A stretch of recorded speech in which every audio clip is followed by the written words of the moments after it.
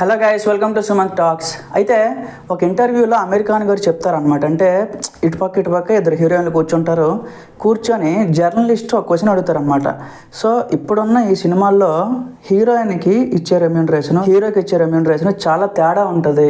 So హీరోకి వచ్చేటప్పటికి 10 times extra ఉంటుంది, బట్ హీరోయిన్కి వచ్చేటప్పటికి ఏదో జస్ట్ ఉంటుంది, తక్కువలో ఉంటుంది. సో ఆ రెమ్యూనరేషన్ డిఫరెన్సెస్ ఎందుకు అని చెప్పి ఒక క్వశ్చన్ అడుగుతారనమాట. సో దానికి అమీర్ ఖాన్ గారు చెప్పిన ఒక ఆన్సర్ ఏంటి అంటే రీసెంట్గా ఒక 10 సంవత్సరాలు 20 సంవత్సరాల నుంచి సినిమాని లాగించాలంటే ఒక హీరో మార్కెట్ అనేది చాలా ఇంపార్టెంట్. సో హీరోకి మార్కెట్ లేకపోతే ఏ ఆడియన్స్ కూడా థియేటర్కి రారు. సో ప్రొడ్యూసర్ ఎంత అమౌంట్ పెడుతున్నాడో దానికి అట్లీస్ట్ రిటర్న్ లాసెస్ రాకుండా రిటర్న్ ఇచ్చే కెపాసిటీ ఆ హీరోకి ఉంది అంటే సో ఆ హీరోకి రెమ్యూనరేషన్ ఇవ్వాల్సిందే అని చెప్పి అయితే మెన్షన్ చేశారనమాట. సో ఇప్పుడు ఈ విషయం ముందే మెన్షన్ చేస్తున్నానంటే రీసెంట్గా అంటే పుష్పతో ఒక ట్రెండ్ స్టార్ట్ అయ్యింది. అంటే ఏదో సీక్వెల్ హైప్ ఉంది, అలాగే చాలా దగ్గరలో ఆల్ ఓవర్ ఇండియా ప్రతి దగ్గర కూడా మంచి హైప్ అయితే బజ్ అంతా కూడా నడిచిందనమాట. సో దాన్ని క్యాష్ చేసుకుందాం అనే మూవీ యూనిట్ వాళ్ళు అయితే ఒక్కొక్క టికెట్ అంటే సినిమా రిలీజ్ అవ్వడానికి ముందే వేస్తారు కదా ప్రీమియర్ షోలు ఇవన్నీ కూడా. సో ఆ షోలకి ఒక టికెట్ వచ్చేసి 1500 నుంచి 2000 వరకు అమ్మారు అనమాట. సో అది ఒక ట్రెండ్. సో ఓకేలే ఆ సినిమాతో అయిపోతుంది అనుకున్నాం, బట్ ఇప్పుడు గేమ్ చేంజర్ కూడా అదే కంటిన్యూ అవుతుంది అనమాట. సో మీరు ఆల్రెడీ తమిళనాడులో కూడా చూసి ఉంటారు, ఇక్కడ కూడా మీకు చూపిస్తాను.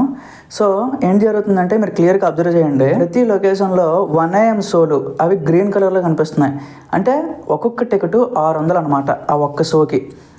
అంటే మరి మూవీ యూనిట్ ఏం ఆలోచించే డిసిషన్ తీసుకుందో నాకైతే అర్థం కావట్లేదు గైస్. ఇన్ఫ్యాక్ట్ నాకు చరణ్ గారు అంటే నాకు కూడా పర్సనల్గా చాలా ఇష్టం అనమాట. బట్ ఇలాంటి రేట్లు పెట్టేసి అంటే న్యూట్రల్ ఆడియన్స్లో ఏదేదో క్లమ్జీగా వాళ్ళు ఇలాంటి పాయింట్లు హైలైట్ చేస్తారనమాట.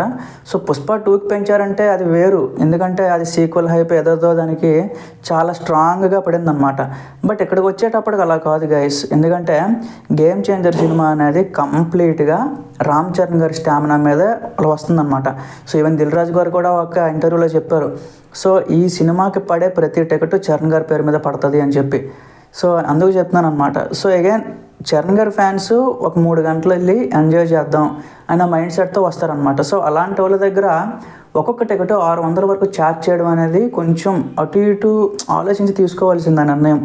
బట్ ఏంటంటే షో అయిపోయిన తర్వాత ఇంకొక 2 గంటలు ఆగితే మళ్ళీ టికెట్ ప్రైజెస్ అనేవి నార్మలే. సో 250, 300 ఆ రేంజెస్లో ఉన్నాయన్నమాట.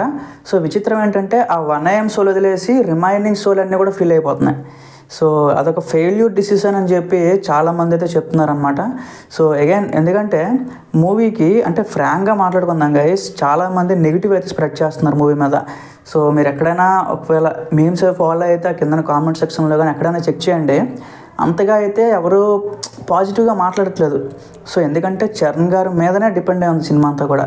సో ఇలా రేట్లు పెట్టడం వల్ల నెగిటివిటీ అయితే ఇంకా పెరిగిపోయే ఛాన్సెస్ ఉందన్నమాట.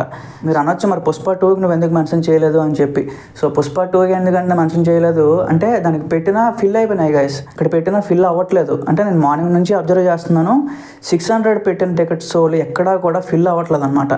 సో కొన్ని దగ్గరలో అయ్యాయి, బట్ ఏదంటే మాస్ క్రౌడ్ విజయవాడ అలాగే కొన్ని దగ్గరలో అయినాయి. బట్ ఈవెన్ పెద్ద సిటీ వైజాగ్లో మీరు చూసుకున్నా, శ్రీకాకుళంలో చూసుకున్నా, కాకినాడ కానీ ఇంకెక్కడ చూసుకున్నా అంత రేటు పెట్టి వెళ్ళడానికి అయితే ఈవెన్ ఎంత డైహార్డ్ ఫ్యాన్స్ అని ఆలోచిస్తారు గైస్. సో ఎంతో అభిమానాన్ని చంపుకొని వెళ్ళాల్సి వస్తుంది అనమాట. సో అగైన్ దీని మీద మీ ఒపీనియన్ అంటే ఒకసారి కింద కామెంట్ చేయండి గైస్. Thank you.